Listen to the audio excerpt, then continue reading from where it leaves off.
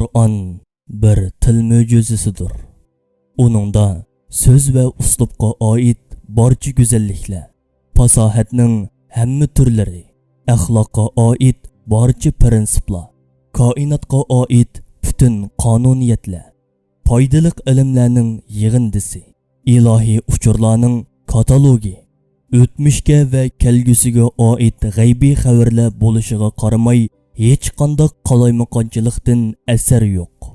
Qur'onning oyatlariga insof ko'zi bilan qaragan odam shuni tushunib yetalaydi-ki, u boshqa kitoblardek faqat bir yoki ikki nuqtaga markazlashgan bir fikr sistemasiga o'xshamaydi. Shunchavala farqliq ham atrofliq turli bilimlarni o'ziga mujassamlagan turib, uningda hech qanday bir qalaymaqonchilik va zidlikning bo'lmaganligi shuni isbotlaydi-ki, Qur'on hargizmi o'qish yozishni bilmaydigan bir insonning fikrining samarasi emas.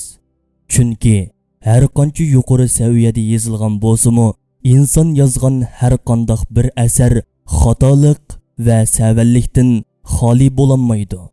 Adabiyotda hammaning oldida turadigan arab adiblari va balog'at olimlari so'zlarning alohidaliklarini o'ttirg'a qo'yishga tirishib kelgan adabiy obzorchilar bir qancha asrdan buyon xuddi oltinni sintoshga surkab persentini ayiradigan sarrobdek astoydillik bilan Qur'onni tadqiq qildi. Natijada ular Qur'onning har qanday xatolik va zidlikdan xoli ekanligini hamda bir insonning bundoq bir asarni ro'yobga chiqara olishining mumkin emasligini e'tirof qildi.